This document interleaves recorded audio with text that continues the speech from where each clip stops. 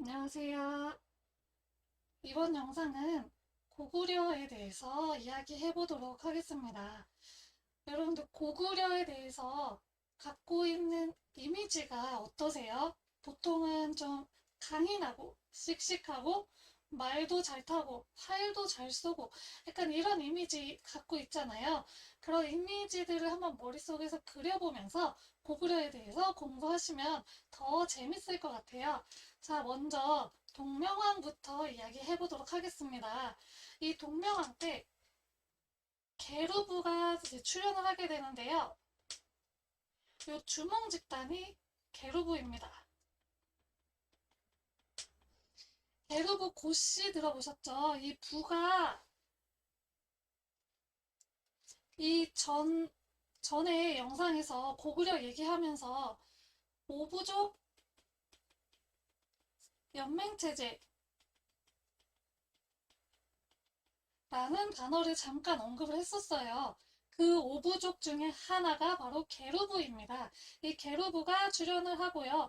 이들은 주몽 집단이에요. 주몽 혹시 드라마 보셨는지 모르겠는데 옛날 드라마긴 한데 그 주몽이 속해 있던 게 게르부입니다. 그리고 이때 졸본성에다가 수도를 건국을 하는데요. 왜 졸본성에다가 수도를 정착을 했냐? 이 졸본성이 이 산이 굉장히 험했어요. 그래서 방어에 굉장히 유리하였기 때문에 졸본에다가 수도를 정했습니다. 이제 이후에 고구려 하면은 떠오르는 왕들이 막 여러 가지 있겠지만 태조왕이 있습니다. 이 태조왕은 이 고구려의 체제를 좀 정비한 왕이라서 그래서 태조라는 이름이 붙은 거예요. 보통 나라의 첫 번째 왕에 태조라는 이름이 붙잖아요. 근데 태조왕은 첫 번째 왕이 아님에도 불구하고 태조라는 이름이 붙었어요. 그 이유는 체제를 이때 이제 정비를 조금씩 했기 때문에 그렇습니다. 이 태조왕 때 동옥저를 정복합니다. 지난 영상에 요 옥저, 함경도 쪽에 있던 옥저 얘기했잖아요. 이 옥저를 이때 정, 정복을 하는데 왜 동옥저면은 모든 옥저의 전체를 다 정복을 한 게 아니고 이 동쪽의 일부 옥저만 정복을 했기 때문에 동옥저 정복이고요. 그리고 요동 지역과 현도 지역으로 영토를 확장합니다. 자, 그러면서 영토를 확장하게 되면 아무래도 왕권이 강화가 되겠죠. 이 왕권 강화를 토대로 게르부고씨가 왕위를 독점하게 됩니다. 그러면 그 전에는 게르부고씨가 왕위를 독점하지 않았나요? 라고 이야기할 수 있죠. 네, 맞습니다. 이 오부족 연맹 체제에서는요, 이 연맹왕국들은 각각의 그 부족들이 있잖아요. 한 부족이 왕위를 독점하지 않았어요. 이 부족 중에 좀 강한 세력들이 돌아가면서 왕을 했기 때문에 이때도 이제 게르부가 왕위를 독점하지 않았고요. 게르부가 왕위를 독점한 거는 바로 태조왕 때입니다. 이때 이제 왕권을 좀 강화시켰잖아요. 그래서 태조왕이 붙은 거예요. 이 이후에 이제 고국 천왕이 등장합니다. 고구려 시대에 그런 기틀을 잡은 왕이라고 이야기하시면 되고요. 이때는 왕위가 부자 상속으로 바뀝니다. 그러면 그 전에는 부자 상속이 아니었나요? 그 전에는 형제 상속이라고 볼 수가 있는데요. 형제 상속보다 부자 상속이 더 강한 이유는 무엇일까요? 형제가 끈끈한 형제들도 많죠. 저도 제 여동생이랑 나름 끈끈하다고 생각을 하는데요. 이 형제보다는 부자 관계가 훨씬 끈끈합니다. 그래서 이게 왕권 강화에 더 기여를 할 수 있고, 당시에는 형제라고 하면 친형제뿐만 아니라 의형제도 포함이었기 때문에 이 형제보다는 부자가, 부자 상속이 훨씬 더 왕권 강화에 기여를 하게 됩니다. 그리고 이때 이 오부 있죠. 오부족 연맹 체제? 이게 원래 부족적 성격을 가지고 있었어요. 이 부족적 성격과 행정적 성격이 어떻게 다르느냐? 부족적 성격은 이 부족들이 자체 내에서 제사를 지내던 게 있었어요. 그러면서 독자성을 유지를 하고 있었다면 행정적 성격으로 바뀌면서 이런 것들이 사라지게 됩니다. 그러면서 왕 아래에 이렇게 속하게 돼요. 이 부족들이. 그러면서 이때부터 약간 귀족적인 성격을 갖게 된다고 보시면 돼요. 그래서 부족적인 이런 독자적인 분권적인 모습들이 많이 사라지게 되고 부채질을 완전히 극복했다고는 볼 수가 없지만 어느 정도 조금은 이제 부채질을 조금씩 극복해 나가는 모습을 보인다라고 보시면 됩니다. 그리고 이제 신진 세력들을 등용을 하면서 을파소라는 사람을 등용을 합니다. 그러면서 진대법을 실시를 하는데요. 이 진대법 실시를 통해서 대민 지배 체제를 확립합니다. 이 진대법을 실시하면서 자영농을 좀 늘린 거거든요. 그래서 백성들이 굶어 죽지 않게 한 법인데 어, 백성들이 막 배가 곪고 그러면 귀족들 아래로 들어가서 좀 귀족들에게 충성을 바치고 이렇게 살게 되잖아요. 그렇게 하다 보면 귀족들의 세력이 굉장히 강해지게 되겠죠. 근데 왕의 입장에서는 왕권을 강화하기 위해서는 이 귀족들의 세력을 억누를 필요가 있었습니다. 그래서 이런 진대법을 실시하면서 귀족들의 세력을 억누르려고 했던 것도 있습니다. 이후에 이제 산상황 시대가 되면 이때 이제 졸본에서 있었잖아요. 이 수도를 국내성으로 옮깁니다. 환도성이라고도 해요. 왜냐면 거기에 이렇게 환도산성이 있어요. 그래서 국내성, 환도성 이렇게 둘 다 불러도 되고요. 어, 이 환도성, 국내성으로의 천도는 이게 중국 삼국지에 이렇게 써 있거든요. 중국에서 나온 삼국지에 산상왕 때 이제 옹천도했다라고 나와 있는데 삼국사기에는 유리왕 때 천도했다고 나와 있어서 조금 이제 의견이 갈리는데 보통 이제 산상왕 때 천도를 했다라고 봅니다. 국내성으로 천도한 이유는요.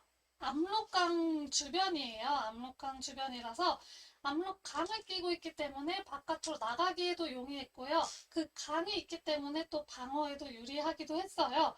그리고 뒤에 아까 환도산성이 있다고 했잖아요. 이 환도산성이 있기 때문에도 방어에 유리하였습니다. 그리고 이때 형사취수제가 소멸이 됩니다. 이 산상왕 형이 죽고 나서 산상왕이 왕후 우씨를 자기가 이제 형사 취수를 한 거예요. 근데 찝찝했나 봐요. 그래서 이때 형사 취수제를 소멸시킵니다. 다음 동천왕. 이때 이때도 이제 중국의 삼국시대가 펼쳐집니다. 위촉 오가 있고요. 이렇게 한반도가 있고 중국이 이렇게 있네요. 위나라가 이렇게 위에 있고 여기 촉이 있고 여기 오나라가 있잖아요. 고구려가 여기 있잖아요. 위나라하고 되게 가깝죠?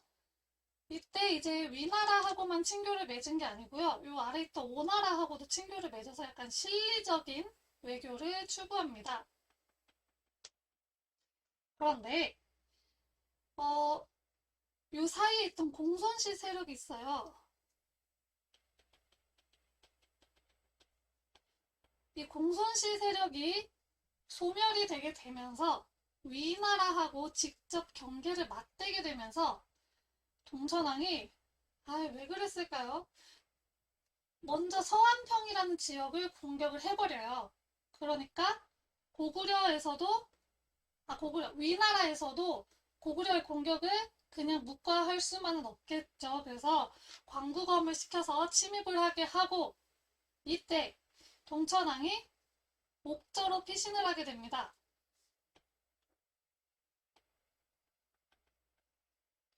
그러면서 옥저에다가 뭐 관직을 이제 거기서 이제 다스리면서 관직을 만들게 되고 좀 옥저가 고구려의 신속이 또 되게 되는 또 그런 원인이 되기도 하고요. 이때 동해에 대한 지배권을 또 상실하게 됩니다. 그 옥저까지 오니 도망가니까 거기까지 또 쳐들어온 거예요. 강국엄이. 그래서 이때 옥저하고 동해도 좀 막대한 피해를 입게 됩니다. 그리고 봉상황 때는 선비족 모용해라는 사람이 침입을 하는데요. 이때 고노자라는 사람이 활약을 합니다. 그래서 격퇴를 하고요.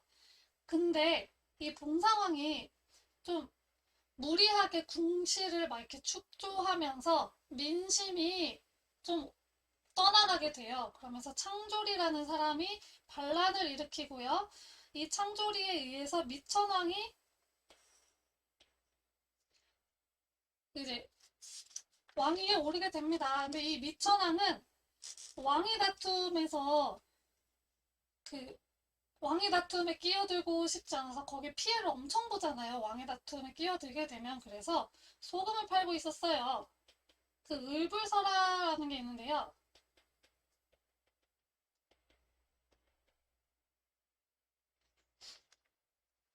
네, 소금을 팔고 뭐 쫓겨나고 약간 막 초라한 행색으로 막 다녔다고 해요. 그래서 창조리가 이 을부를 엄청 찾으러 다녀서 창조리에 의해서 미천왕이 왕위에 오르게 되고요.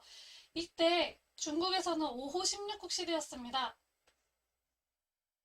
엄청 분열기였죠. 이 분열기를 이용을 해서 서안평과 낙랑과 대방을 확보하는데요.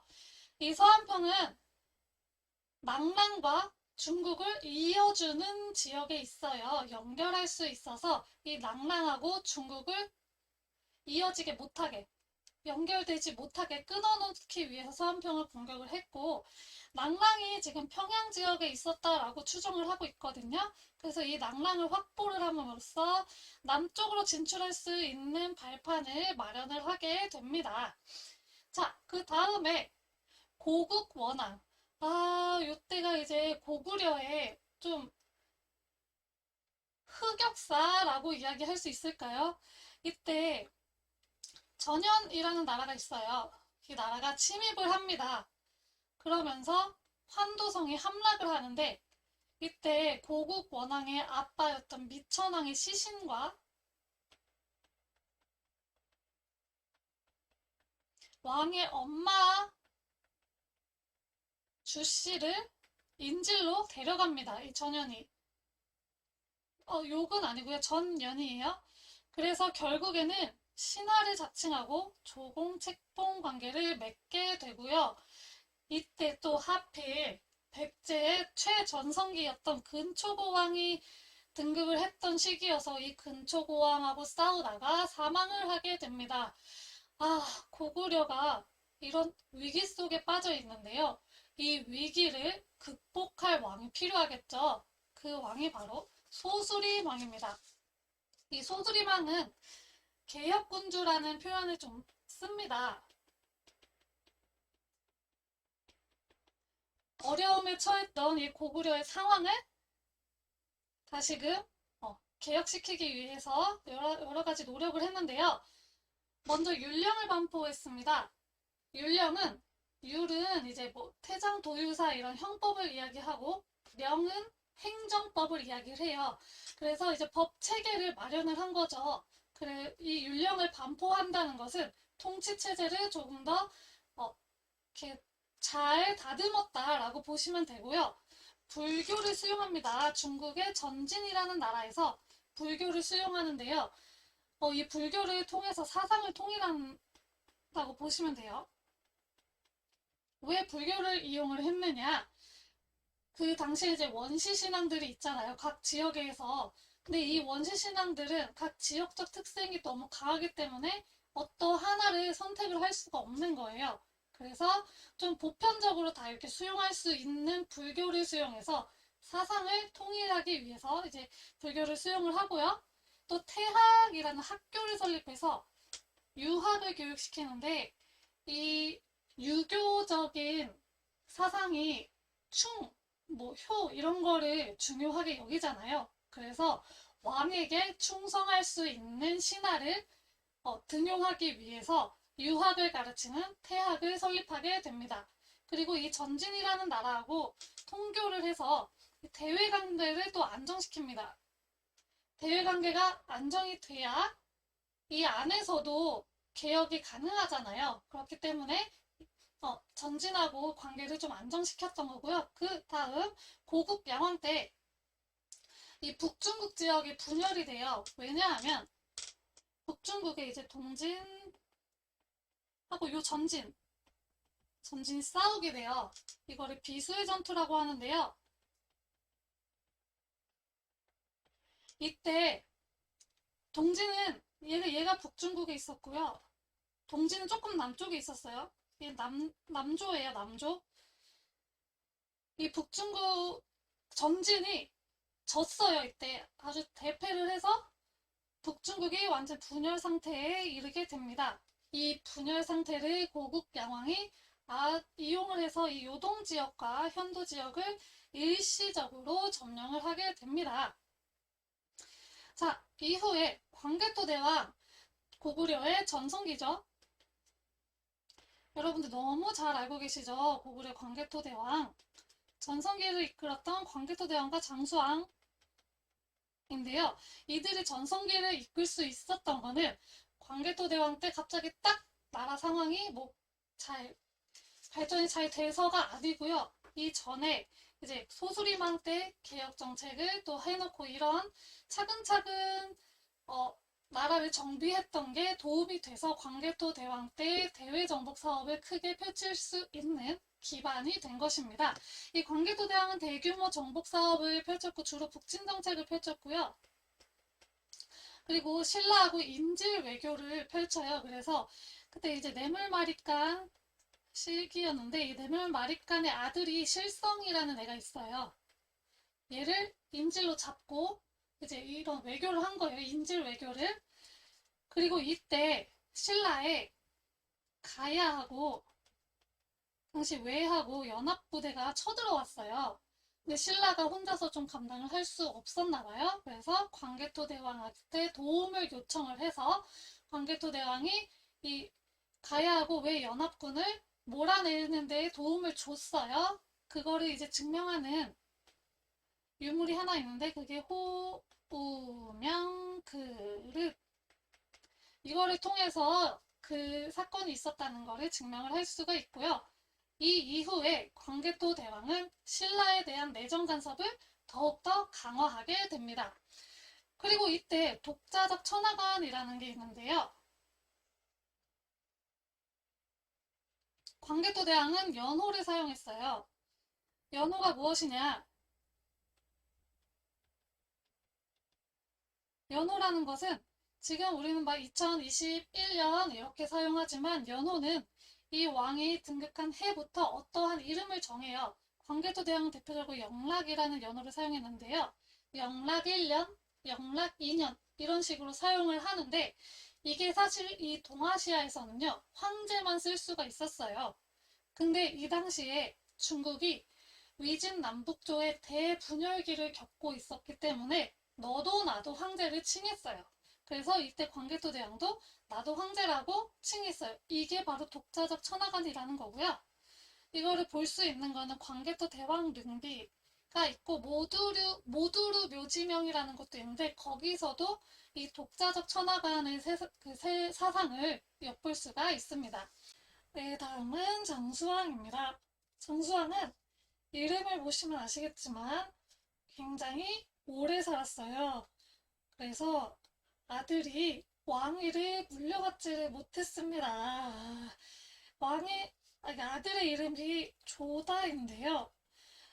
이때 이제 조다가 왕이 되지 못했잖아요. 그래서 이제 진짜 그랬는지는 모르겠지만 이 조다 같은 놈이라는 말로 좀 이렇게 그런 욕이 있었다고 해요. 그게 지금까지 이렇게 이어진다고 합니다. 이건 전해지는 말이기 때문에요. 어쨌든 장수왕의 아들은 조다인데 조다가 장수왕이 너무 오래 살아서 왕을 이어받지를 못했다고 합니다. 장수왕은 이제 평양으로 천도를 했어요. 이 평양은 그동안 이제 고구려는 위쪽에 있었잖아요. 국내성이 압록강 근처에 있던 곳이니까 이 압록강은 북쪽이잖아요. 그래서 이 밑으로 내려오기가 이렇게 수월하지가 않았어요. 그래서 평양으로 천도를 해서 남진 정책을 시행할 그런 시행 기지로 삼았다고 합니다. 그런데 이 천도라는 것은 굉장히 어려운 거예요. 웬만한 이제 왕권이 웬만큼 강하지 않고서는 이 천도를 시행하기가 어렵죠. 그만큼 장수왕 때의 왕권이 강력했다라는 것을 보시면 됩니다. 이 평양 천도를 하고 남진 정책을 이제 실시를 하는데요. 이제 밑으로 막 내려오니까 요 밑에 있던 신라하고 백제가 불안하잖아요. 그래서 둘이 동맹을 맺게 되고요. 그리고 평양으로 천도한 이유가 또 있어요. 이때 이제 그 중국의 그 삼국시대의 분열 이후에 5, 16국이 막 있었고, 그리고 전진이 있었고, 전진이 비수의 전투에서 패배했다고 했잖아요, 이때. 그리고 나서 북중국이 한 번 더 분열이 돼요. 이 분열된 북중국을 북위가 한 번 더 통일을 하는데 이 통일을 목전에 두고 있었어요. 그래서 좀 남쪽으로 내려왔던 이유도 있습니다. 이 평양이 국내성에 비해서는 굉장히 곡창지대였고, 그리고 여기가 이제 선진문물을 많이 받아들여서 옛날에 낙랑이 있던 자리였거든요. 이 낙랑이 굉장히 선진문물을 많이 받아들였던 지역이니까 더 좀 문화적으로나 문물적으로 좀 발전해 있었던 곳이라고 합니다. 그래서 평양으로 천도를 했습니다. 그리고 장수왕은 중국이 그때 이제 북위가 있던 데가 북조고요. 이 밑에 동진이 있었던 데가 남조거든요. 이 두 남조와 북조 모두하고 교류를 하는 실리적인 외교도 추진을 합니다. 그리고 조단은 왕을 못했고 그 다음 문자 명왕 이때 이제 남아있던 부여가 항복을 하면서 고구려 영토의 최대 판도가 성립이 되고요. 그 춘주 고구려비가 이때 건립이 됐다고 지금 추정이 되고 있습니다. 확실한 거는 아니에요. 문자 명왕 이후에 이제 왕위 계승 분쟁이 일어났는데요. 안장왕, 안원왕, 양원왕 이렇게 이제 왕위 계승 분쟁이 일어나면서 어, 좀 사이가 많이 혼란스러워졌을 거 아니에요. 심지어 양원왕 때는 나제 동맹에 의해서 한강 유역까지 상실을 해버립니다. 그래서 굉장히 고구려가 이때 한 번 더 위기가 있었는데 이 양원왕 즉위 이후에 귀족들 간에 좀 왕위에 대해서 좀 분열이 일어났어요. 그래서 좀 이제 국력도 약해지고 나제 동맹에 의해서 한강 유역도 상실하고 이러니까 좀 내부가 통일되고 단결될 필요가 있었어요. 그래서 귀족 연립 체제라는 것을 시행을 하는데 이건 뭐냐 이제 대대로라는 걸 설치합니다. 대대로는 관직 이름이에요. 그래서 3년마다 돌아가면서 귀족들이 이 대대로를 맡는 거예요. 그래서 권력을 이렇게 분산시킨 제도입니다. 이후에 이제 영양왕 때는 한강역 이때 뺏겼잖아요. 그래서 회복을 하려고 시도를 해서 온달을 아차산성으로 보냅니다. 하지만 실패를 하고요. 이때 이제 수나라가 북조하고 남조를 통합을 하고 이제 통일을 해서 중국의 이제 분열기를 통일을 합니다. 이 수나라가 고려한테 군신 관계를 맺을 것을 요구하는데 고려가 이에 거절을 하면서 요서 지방을 먼저 공격을 해요. 이러면서 이제 수나라하고 전쟁을 펼치게 됩니다. 이때 이제 영량왕 때는 이문진이라는 사람을 시켜서 신집이라는 이거 국사책이에요. 신집을 편찬하게 하고요. 그리고 해자하고 담징을 일본에 파견하는데 이 사람들은 이제 불교를 일본에 이제 전파했다고 보시면 됩니다. 그리고 영유왕 때 이때 우리가 이겼잖아요. 수나라에 대응해서. 근데 수나라가 그리고 나서 엄청 혼란기를 겪어요. 양형감의 반란을 겪으면서 수나라가 금방 멸망을 하고 당나라가 다시 한번 재통일을 하면서 이 영유왕이 당에게 유화 정책을 펼칩니다. 왜냐면 당이 조금 강했거든요. 근데 당의 두 번째 황제였던 당 태종이 적대 행위를 합니다. 그래서 이거 안 되겠네 하고서 북쪽에다가 천리장성을 축조를 하는데 이때 이것을 이제 관리 감독했던 연개소문이라는 사람이 쿠데타를 일으켜서 영유왕을 폐위하고 보장왕을 올립니다. 그러면서 본인이 독재를 시작을 해요. 그리고 도교를 수용을 하는데 이 도교를 왜 수용했느냐? 당시 당나라는 도교를 숭배했던 국가였어요. 그래서 좀 당나라하고 좀 잘 원활히 지내보려고 했던 것도 있고요. 그리고 당시에 귀족들이 불교하고 연결이 돼 있었어요. 그렇기 때문에 이 불교 세력들을, 귀족 세력들을 좀 누르고 자기가 독재를 해야 되니까 그래서 불교보다 도교를 더 수용했습니다. 이때 이제 보장왕 때 나당연합군의 공격을 받아서 결국 668년에 고구려는 멸망을 하게 됩니다. 네, 고구려는 여기까지이고요. 다음 영상은 백제에 대해서 이야기해드리겠습니다. 감사합니다.